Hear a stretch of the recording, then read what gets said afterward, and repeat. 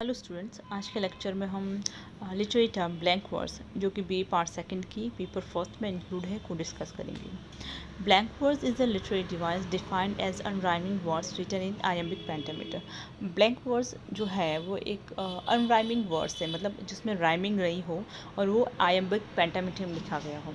आयम का मतलब होता है वो इसमें दो सिलेबल्स होती है, पहले अनस्ट्रेस्ड होती है, सेकेंड होती है स्ट्रेस्ड, यानी तो आयम में दो होती है और इस बार इस तरह से 5 आयम होंगे।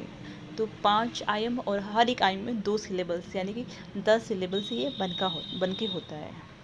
It has a consistent metre with 10 syllables in each line pentameter where unstressed syllables are followed by stressed one, 5 of which are stressed but do not rhyme, और इनमें से कुछ भी राइम नहीं होता है।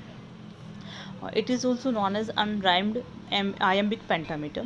It has been described as probably the most common and influential form that English poetry has taken since the 16th century. और ये 16th century से एक सबसे कॉमन या सबसे इन्फ्लुएंशियल राइमिंग स्कीम है या फिर लिखने का तरीका है जो कि 16th century से लिख लिया गया है इंग्लिश पोइट्री में। Adapted from unrhymed Greek and Latin heroic verse, blank verse was introduced in 16th century Italy along with other classical meters. और जो ये ब्लैंक वर्स है इसका जो ये 16th सेंचुरी में इंट्रोड्यूस्ड हुआ था ग्रीक में, सॉरी इटली में। The first known use of blank words in the English language was by Henry Howard, जिसे अर्ल ऑफ सरे भी कहते हैं जिन्हें, in his translation of the Aeneid। और जो फर्स्ट यूज़ हुआ था इंग्लिश लैंग्वेज में ब्लैंक वर्ड्स का वो अर्ल ऑफ सरे ने किया था अपने ट्रांसलेशन में। 1561 में जो फर्स्ट प्ले आया था इंग्लैंड का ट्रेजडी जिसको बोलते हैं गॉर्बोडॉक, जो कि थॉमस नॉर्टन एंड थॉमस सैकफिल्ड ने लिखी थी, वो भी ब्लैंक वर्ड्स में लिखी गई थी।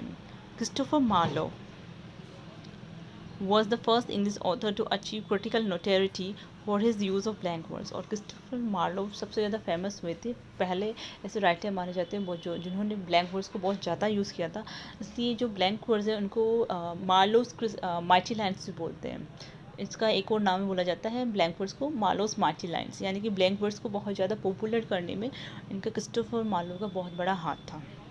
Next is the major achievement in English blank words were made by William Shakespeare, who wrote much of the content of his play in unrhymed iambic pentameter, and John Milton, whose Paradise Lost is written in blank words। और जो William Shakespeare थे उन्होंने भी खूब सारे अपने जो जितने भी वर्क्स लिखे थे उनमें बहुत ज़्यादा यूज़ किया था ब्लैंक वर्ड्स का। साथ साथ में जॉन मिल्टन थे जिन्होंने अपनी पैराडाइस लॉस्ट भी जो एक बहुत लंबी पोएम है उन्होंने भी इसमें यूज़ किया था ब्लैंक वर्ड्स को। और अभी मॉडर्न एज में भी काफ़ी राइटर्स ने इसको ब्लैंक वर्ड्स को वापस यूज़ किया था, और जैसे कि 19th सेंचुरी में टैनिसन ने यूज़ किया था और भी काफ़ी राइटर्स ने इसको यूज़ किया था। Features of the blank words, और जो ब्लैंक वर्ड्स के फीचर्स क्या क्या है। Blank words poetry has not fix number of lines, इसमें कुछ भी फिक्स नंबर ऑफ लाइन्स नहीं होता, सिर्फ वो आयम्बिक पेंटामीटर को फॉलो करते हैं, मतलब एक मीटर में आयम्बिक पेंटामीटर यूज़ होगा। And it has a conventional metre that is used for verse drama and long narrative points. और इसमें जो मीटर है वो वर्स ड्रामा और या जो काफ़ी लॉन्ग नरेटिव पॉइंट्स होती हैं, यानी काफ़ी नरेटिव लंबी पॉइंट्स होती है, उसमें ये यूज़ किया जाता है।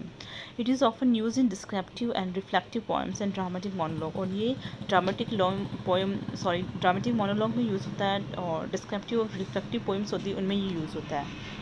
The poem in which a single character delivers his thought in the form of speech, और ड्रामेटिक मोनोलॉग आगे बताया कि जिसमें एक सिंगल कैरेक्टर अपने विचारों को व्यक्त करता है स्पीच के तौर पर, तो उसमें भी ब्लैंक वर्ड्स का यूज़ होता है। तो ब्लैंक वर्ड्स का मतलब होता है कि एक ऐसा ब्लैंक वर्ड्स का मतलब होता है एक ऐसा वर्ड्स जो कि अनराइम्ड होगा। अनराइम्ड मतलब जिसमें राइमिंग स्कीम नहीं होती, वो जो रूल्स है राइमिंग स्कीम को उसको फॉलो नहीं करता, और उसमें वो आयम्बिक पेंटामीटर में होता है। आयम्ब का मतलब होता है 2 सिलेबल्स होते हैं, उसमें पहली होगी अनस्ट्रेस्ड होगी, दूसरी होगी स्ट्रेस्ड वन।